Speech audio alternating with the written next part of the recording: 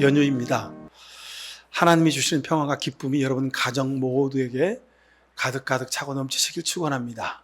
또 추석 때문에 먼 곳 고향으로 친지댁으로 흩어져 있는 우리 교우들, 동영상으로 설교를 보시는 여러분 가정에도 하나님의 은혜와 복이 넘치기를 축원을 드립니다. 요즘에 외국인 관광객들이 우리나라에 많이 옵니다. 이 사람들이 아주 재치 있는 사람들이 이렇게 포장되어 있는 포기김치를 사지 않고 재래시장에 가서 그 김치를 사서 그걸 이렇게 잘 포장을 해가지고 자기 나라로 택배로 붙이는 경우를 많이 보게 되더라고요. 참 우리나라 김치가 대단히 유명해졌습니다. 여러분, 우리 한국 사람 치고 김치를 좋아하지 않는 사람은 없습니다. 특히 대표적으로 배추김치, 그것은 모든 김치의 아주 표준이죠. 자, 금방 담가서도 먹을 수 있고요. 익어서도 맛이 있고 1년, 2년, 3년이 지나도 아주 쉬어 꼬부라졌는데도 그 맛이 아주 일품입니다. 차원이 다른 맛을 내지요. 이런 점에서 김치는 우리 삶을, 더 나아가서 믿음을 가장 잘 표현하는 예가 될 수 있겠다 싶습니다. 제가 만든 말입니다. 믿음은 김치와 같다. 여러분, 매일 밥상에서 김치 드시면서 나도 얘만큼은 돼야 될 텐데 여러분, 그렇게 좀 생각하십시오. 믿음은 김치와 정말 똑같습니다. 오늘 설교 제목이 도대체 어떤 믿음으로 살아야 하는가입니다. 그런데 김치처럼 살면 됩니다, 여러분. 김치처럼 산다. 여러분, 쉽습니다. 배추가 자기 잘났다고 그냥 포릇포릇 살아있으면 그건 김치가 아니죠. 배추가 자기 혼자 잘났다고 끝까지 나대면 그거는 그냥 김치가 되지 못합니다.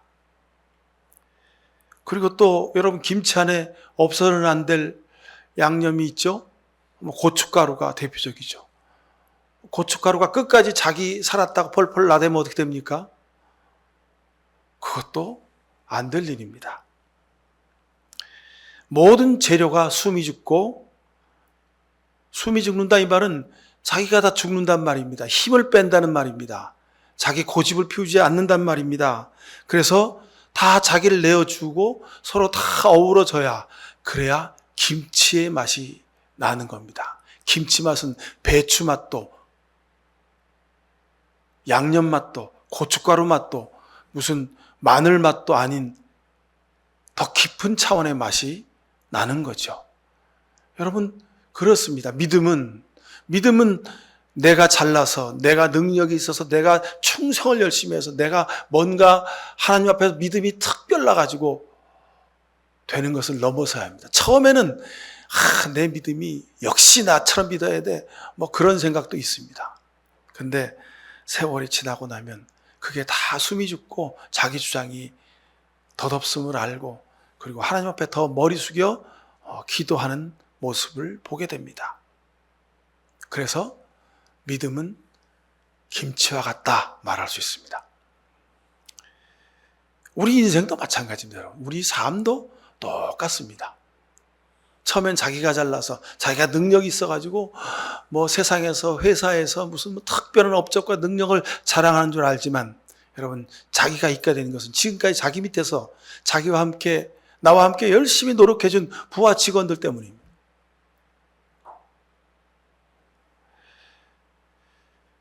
여러분, 내가 아무리 능력이 있은들 나 혼자 가정을 이룰 수 있습니까? 나와 함께 사는 내 아내, 내 남편, 내 자녀들 때문에 우리 가정이 이루어지는 겁니다. 그 가정 안에 그 어떤 누구도 자기 살았다고 자기 주장을 막 주장하게 되면 그 가정은 순식간에 얼음이 되는 거죠. 그래서 그 사람이 그 집에 딱 나타나면 모든 식구들이 다 자기 방으로 샥 들어가 버립니다. 무슨 바퀴벌레처럼 그렇게 되는 거죠. 그 아버지가 바퀴벌레든지 자녀들이 바퀴벌레든지 둘 중에 하나인데, 제가 보기엔 아버지가 바퀴벌레일 확률이 99%입니다. 여러분, 인생도 삶도 마찬가지입니다. 김치만큼만 되면 아니요, 여러분. 김치처럼 되면 하나님이 가장 기뻐하시는 인생, 믿음이 되는 줄로 믿습니다. 여러분, 김치는 맛으로 특별하죠. 그죠?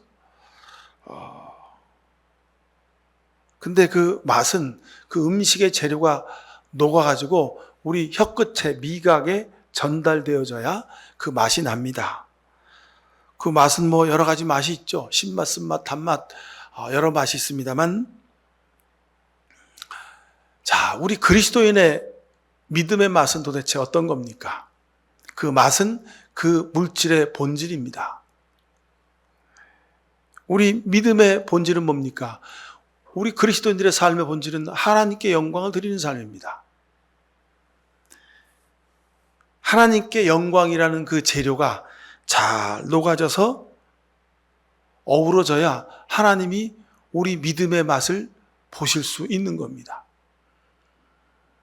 여러분 이해가 되시죠? 자, 더 하나 예를 들면 소금이 드글드글 살아서 있으면 그건 소금 덩어리입니다. 근데 소금이 녹아야 우리 혀끝에서 짠맛을 느낄 수 있습니다. 자, 하나님께 영광을 드리는데 어떻게 영광을 드리겠습니까? 생각으로, 말로, 여러분 생각을 가지는 것도 좋습니다. 아, 내가 하나님의 뜻대로 살아야지. 내가 하나님의 영광을 드려야지. 내가 충성해야지. 그 생각도 좋습니다. 그렇게 말하는 것도 중요합니다. 근데 말과 생각 거기에 머무르면 그 사람은 입으로만 주여주여 하는 사람이 됩니다. 말과 생각을 넘어서서 우리 삶에서 그 말과 생각이 녹아져야 합니다. 말과 생각이 내 몸에서 녹아져서 내 손과 발이 움직여야 됩니다. 내 삶이 움직여야 됩니다. 그래야 하나님이 우리의 믿음의 맛을 보실 수 있습니다. 내 생각에 좋은 것, 내가 했던 좋은 말들, 그것들을 내 삶에서 다른 사람들이 볼 수 있어야 됩니다. 저 사람이 생각은 참 훌륭해. 말도 멋진 말을 많이 하는데 저 사람은 사는 거 보니까 아유 개차반이야. 그러면 그 사람의 말이 오히려 그 사람의 인생을 더 싸구려로 만들어 가는 겁니다. 말과 삶의 이 모순이 그렇습니다. 아무리 말을 못하고 천하야 이건 그 사람은 10개 하나도 말을 못하는 사람이 있어요. 제 친구 목사 중에 그런 사람이 있어요. 근데 말은 하나밖에 못하는데 그 삶이 100,000,000을 넘는 거예요. 그래서 동료인 목사인 내가 봐도 야 너는 진짜 목사다. 그렇게 우리 목회자들이 칭찬하는 목회자들이 있어요. 근데 반대로 아는 거 10밖에 안 돼. 근데 말이 아주 그냥 기름이야. 그래가지고 말을 100으로 1000으로 풀어먹어요. 아주 말이 화려해. 막 그냥 참기름에 넣었다 뺀 사람처럼 그렇게 아주 그냥 번지를 해요, 말이. 아주 감동적인 말을 많이 해. 근데 삶을 보니까 열은커녕 1개, 2개도 안 돼. 그래서 동료 목사들이 야, 너도 목사냐? 그 사람한테 말은 못하죠. 근데 너도 목사냐 하고 우리가 그냥 쳐다보면서 속으로 얘기하게 되는 그런 사람들이 있습니다. 여러분 주위에 여러분의 가족 친지들이, 식구들이 여러분 주변에 있는 사람들 여러분을 보고 어떻게 생각할지. 야, 너는 정말 그리스도인이구나. 야, 그러고도 너 교회 다니냐? 그럼 이 둘 중에 여러분에게서 어떤 말을 할지 한번 좀 생각해 보시길 바랍니다.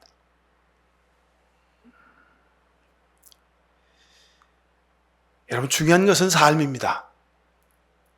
오늘 우리가 길게 히브리서 10장 19절부터 39절까지 아주 긴 본문을 읽었습니다. 근데 이 히브리서는 사도 바울이 썼다 그렇게 말씀하는 분도 있고 또 다른 사도 바울의 필체를 빌려서 다른 사람이 썼다 그런 얘기도 있습니다. 하여간 누가 썼는지 중요한 게 아닙니다. 왜냐하면 성경은 전부 다 하나님이 쓰신 거니까요. 근데 이 히브리서 속에 아주 전체 행간이 1장부터 13장까지 전부 행간 속에 꽉 가득가득 차 있는 그 간절한 마음이 뭐냐면 제발 믿음으로 좀 살라는 거예요. 제발 믿음으로 살라는 거예요. 우리가 잘 아는 히브리서 11장 1절부터 믿음이 없이는 하나님을 기쁘게 해드릴 수 없습니다. 믿음으로 해가지고 쭉 여러 믿음의 사람들의 이름들이 나옵니다. 왜 그런 말씀들이 적혀 있겠습니까? 도무지 믿음으로 살지 못하더라는 거예요. 근데 이 간절한 히브리서의 하나님의 마음은 오늘 이 시대를 사는 우리에게도 똑같습니다. 여러분, 도대체 이 시대에 우리가 어떻게 믿음으로 살아야 하겠습니까?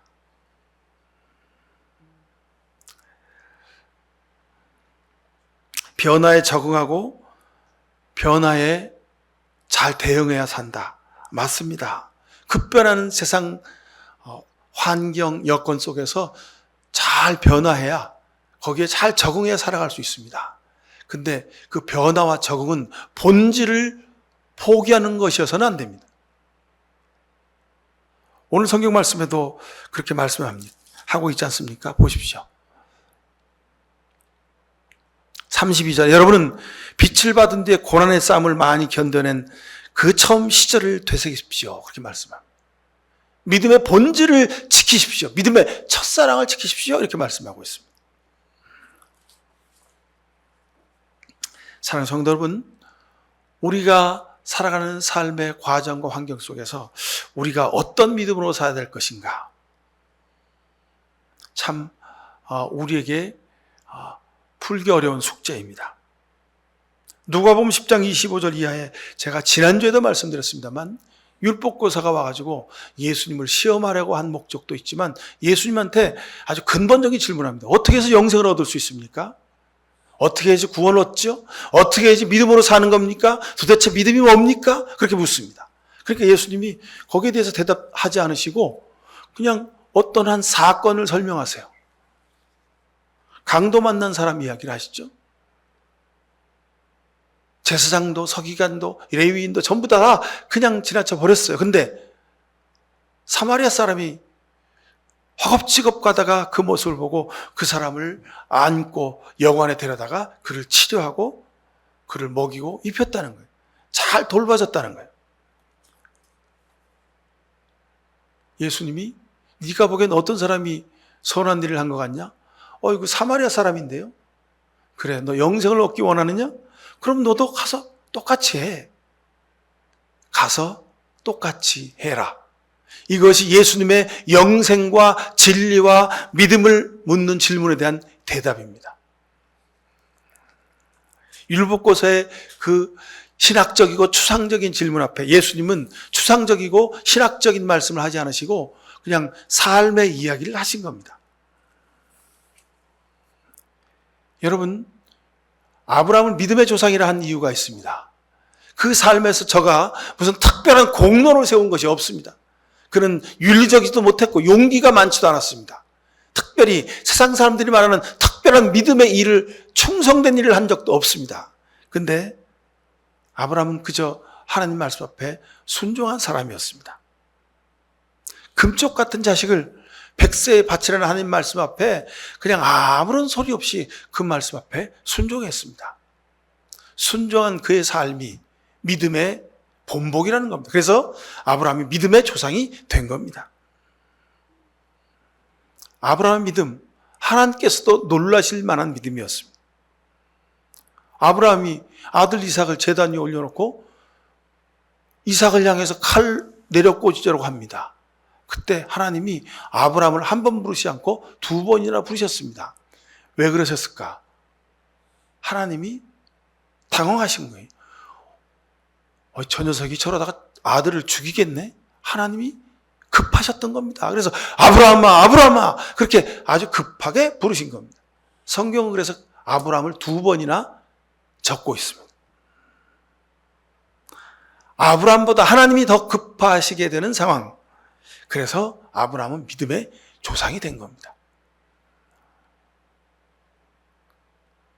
사랑하는 성도 여러분, 믿음은 말을 넘어서야 합니다. 물론 우리 기독교는 말씀의 종교입니다. 36권 성경이 하나님 말씀 문자로 기록됐습니다. 그래서 문자, 말씀 아주 매우 중요합니다. 근데 이것이 중요한 이유, 그것은 예수님이 그 말씀을, 하나님의 말씀을 자신의 삶으로 십자가로 살아내셨기에 이 말씀이 우리에게 능력이요 진리가 되는 겁니다.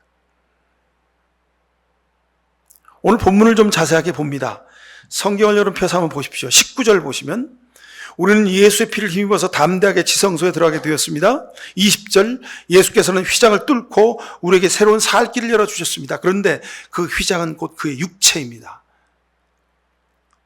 자, 여러분 우리 앞에 제단에 이렇게 십자가 있고 이 옆에 붉은색 돌이 붙여져 있습니다. 그냥 이렇게 멋있으라고 인테리어로 한 것이 아니라 예수님의 찢겨진 살을 의미합니다. 찢어진 휘장을 의미합니다. 자, 이 말은요, 하나님이 자신의 육체를 찢었다 이 말은 자신의 생명을 드렸다 이 말입니다. 하나님 말씀을 지키기 위해서, 믿음을 살기 위해서 생명 바쳤다 이 말입니다. 자, 그것의 상징이 십자가의 예수님의 피입니다. 오늘 보니까 우리는 예수의 피를 힘입어서 담대하게 지성소에 들어왔다 이랬습니다. 예수님의 피, 여러분 여기서 과학적 논리를 묻는 게 아닙니다. 예수님의 피의 성분이 뭐냐? 여러분 우리가 종종 하는 실수가 있습니다. 신앙적인 우리의 삶의 믿음의 내용을 자꾸 과학적으로 증명하고 설명하려는 그런 유혹에 빠집니다. 그래서 창조과학회라고 하는 그런 모임도 있습니다. 과학자들이 하나님이 세상을 창조하셨음을 과학적으로 설명하려고 노력하는 그런 단체입니다. 여러분 유튜브에도 보면 그런 이야기들이 많이 있죠. 근데 우리 신앙에 아주 도움이 많이 됩니다. 굉장히 중요합니다. 무슨 어떤 성당에서 성모 마리아의 눈에서 눈물이 뚝뚝 떨어졌는데 피눈물이 떨어졌는데 그걸 받아서 분석해 보니까 예수님의 피의 성분과 같대더라. 그럴 수도 있겠습니다. 근데 여러분 과학적 논리적 근거를 넘어서야 됩니다. 오늘 성경은 우리에게 예수님의 피가 과학적으로 어떻게 증명되느냐 그것을 말씀하시는 것이 아닙니다. 예수님의 피를 힘입었다 이 말은 무슨 얘기냐면 십자가에 흘리신 예수님의 피는 하나님 말씀에 순종한 대가로 흘린 피입니다. 예수님의 피는 순종을 상징하는 겁니다. 여러분 우리의 삶에도 우리가 예수 믿음으로 인하여 흘린 피가 있습니까? 예수님 때문에 내가 생명 바친 일이 있습니까? 예수님 때문에 내가 고통과 아픔을 겪은 적이 있습니까? 오늘 성경은 그것을 우리에게 묻고 있는 겁니다.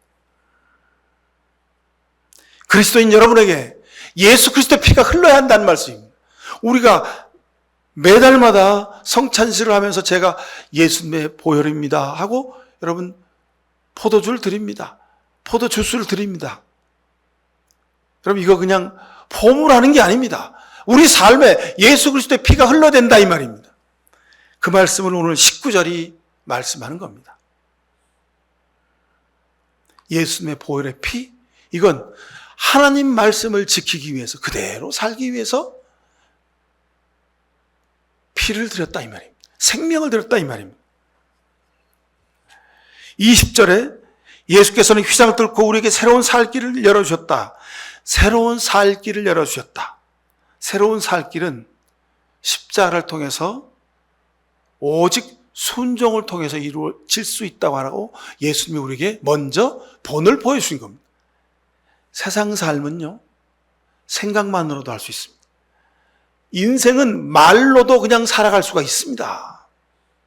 아무리 내 말과 행동이 달라도요, 하여간 말로, 천냥빛을 갚는다고 말로 여러분, 말로 다 할 수 있습니다.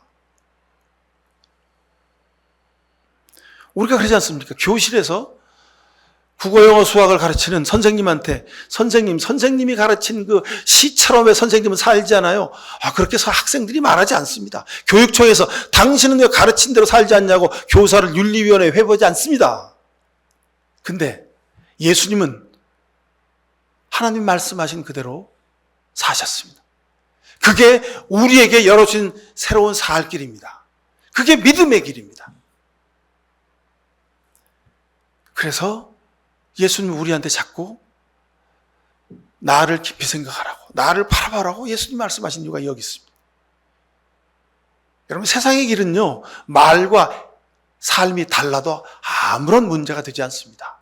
물론 여러분, 그 말한 것이 사람을 속이는 것이 되어서 그 삶으로 상대방의 삶에 손해를 입히면 사기죄로 감옥에 갈 수 있습니다.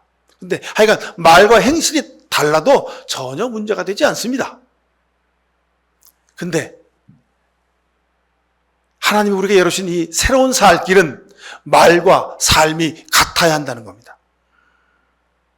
23절, 24절 보십시오. 또 우리에게 약속하신 분은 진실하시니 우리는 흔들리지 말고 우리가 고백하는 그 소망을 굳게 지킵시다. 우리가 고백하는 그 소망을 굳게 지킵시다. 사랑의 선한 일을 하도록 격려합시다. 바로 믿음은 예수님의 보혈을 살아내는 것임을 다시 강조하는 말씀입니다. 26절도 보십시오. 우리가 진리에 대한 지식을 얻은 뒤에도 짐짓 죄를 짓고 있으면 속죄의 제사가 더 이상 남아있지 않습니다. 진리에 대한 지식을 얻은 뒤에도, 진리에 대한 지식이 뭡니까? 예수님의 피로 우리가 구원을 얻었고, 우리도 예수님처럼 우리의 삶의 피로 우리의 삶을 믿음으로 살아내야 하는 것, 그것이 진리에 대한 지식입니다. 그것이 우리가 하나님으로부터 배운 지식입니다. 그것이 진리입니다. 세상의 지식은 말과 행실이 달라도 되지만 우리 영적인 지식은 하나님의 말씀과 우리의 삶이 하나가 되어야 됩니다. 그것을 예수님이 보혈의 피로 우리에게 보여주신 겁니다. 그런데 진리에 대한 지식을 얻은 뒤에도 짐짓 죄를 짓고 있으면, 이 말이 무슨 말입니까? 왜 죄를 짓고 있습니까? 예수님이 나를 구원하셨어. 하나님이 우리를 사랑하셨어. 우리가 말씀대로 살아야 돼. 우리가 성령 충만하게 살아야 돼. 할렐루야 아멘 하면서도 삶에서는 말씀대로 안 사는 거예요. 자기 뜻대로 사는 거예요. 자기 생각대로 사는 거예요. 세상이 원하는 대로 사는 거예요. 그러면 죄를 짓고 있는 거라는 겁니다. 이런 사람에게는 속죄의 제사가 더 이상 남아있지 않다는 겁니다. 다시 그런 사람을 위해서 하나님이 속죄해 주시지 않는다는 말씀입니다. 이어서 이 말씀을 더 강조하는데 29절 보십시오. 하나님의 아들을 짓밟고 자기를 거룩하게 해준 언약의 피를 대수롭지 않게 여기고 은혜의 성령을 모욕한 사람은 얼마나 더 무서운 벌을 받아야 하겠는가를 생각해보라, 이렇게 말씀합니다. 31절에 살아계신 하나님의 징벌하시는 손에 떨어지는 것은 참으로 무섭다, 이렇게 말씀합니다. 믿는다고 하면서 입으로 주여 하고 나서 말씀대로 살지 않는 그리스도인들을 지칭하는 말씀입니다. 하나님의 아들을 짓밟는다는 겁니다. 자기를 거룩하게 해준 언약의 피를 대수롭지 않게 여겼다는 겁니다. 예수님의 언약의 피는, 그래 내가 십자가에서 피 흘려 내 죄를 사하노니 내가 구원을 얻었다, 그러니 너도 나처럼 세상에서 생명 바쳐 말씀과 사랑과 섬김과 믿음을 살아내라 하셨어요.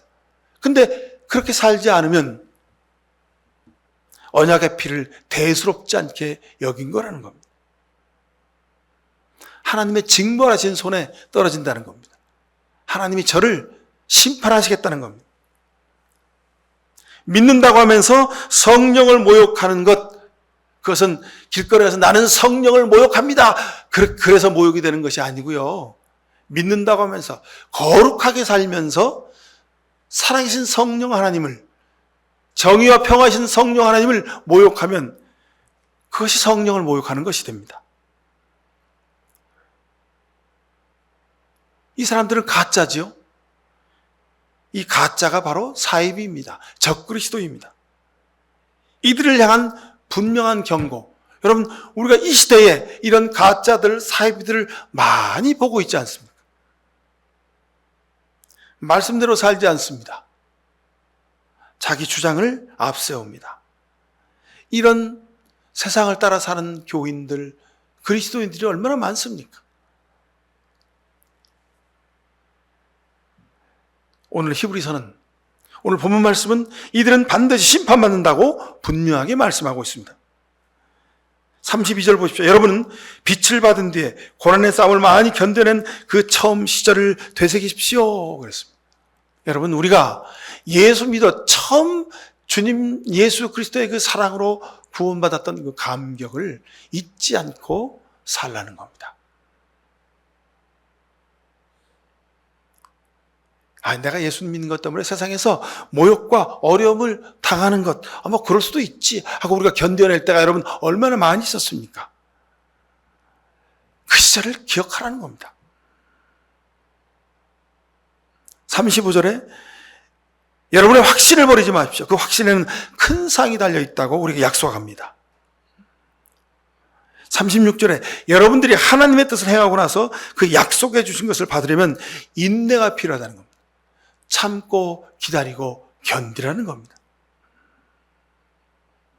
그래서 39절에 우리는 뒤로 물러나서 멸망할 사람들이 아니라 믿음을 가져서 생명을 얻은 사람들이라고 말씀합니다. 뒤로 물러나거나 포기하거나 좌절하지 말라는 겁니다. 끝까지 인내해서 하나님이 주신 상을 여러분 받으실 수 있습니다.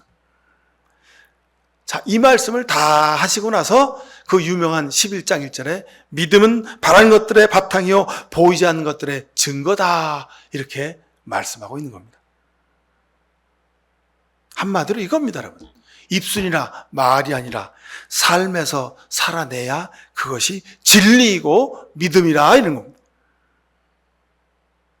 그래서 11장 7절에 다시 또 설명합니다.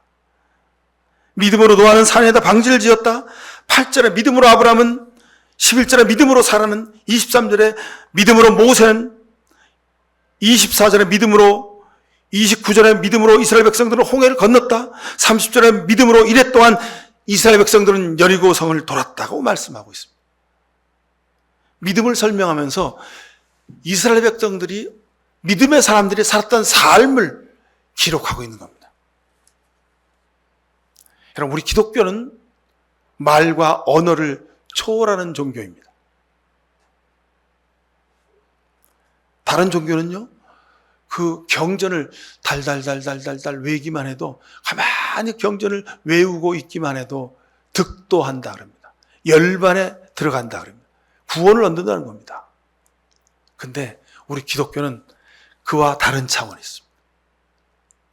하나님 말씀을 외우고 하나님 말씀을 읽고 하나님 말씀을 묵상하고 그 차원을 넘어서 삶에서 말씀이 보여져야 한다는 겁니다. 어떻게? 예수님 십자가처럼, 예수님 보혈처럼. 하나님의 사랑이 여러분 삶에서 저 박 집사님 보니까, 저 김 집사님 보니까, 저 소 집사님 보니까, 저 권사님 보니까 십자가가 보이네, 예수님이 보이네, 하나님이 보이네. 이것이 진리라는 겁니다. 그럼 이 말씀 듣고 세상 살아갈 수 있기를 축원합니다. 기도하십시다. 사랑의 아버지 하나님, 우리를 불쌍히 여겨 주옵소서. 믿는다고 하면서도, 말씀을 묵상한다 하면서도 하나님이 이런 분인가를 우리 생각 속에 우리가 잘 알고 있으면서도 하나님의 그 사랑을 살아내지 못했습니다. 하나님, 더 이상 위선의 자리에서, 가짜의 자리에서, 사입의 자리에서 우리가 머무르지 말게 하옵소서. 하나님을 아는 만큼, 말씀을 읽고 아는 만큼 그 말씀을 우리 삶에서 살아내게 하옵소서. 우리가 아무것 몰라도 우리 삶을 통해 하나님의 살아계심이, 예수님의 십자가가 우리 자녀들에게 보여지게 하시고, 우리 친척들에게 보여지게 하시고, 우리 이웃들에게 보여지게 하옵소서. 이것이 땅끝까지 이르러 증인되는 삶임을 다시 한번 고백합니다. 주님, 우리로 복음의 증거자들 되게 하여 주옵소서. 예수 그리스도 이름으로 기도하옵나이다. 아멘. 말씀대로 살아내겠습니다. 말씀대로 사는 동안 힘들고 어려울 때마다 하나님 아버지의 귀하신 사랑과 예수 그리스도의 십자가의 은혜와 성령의 복노릇음이 지금부터 영원까지 함께 하시기를 간절히 축원하옵나이다. 아멘.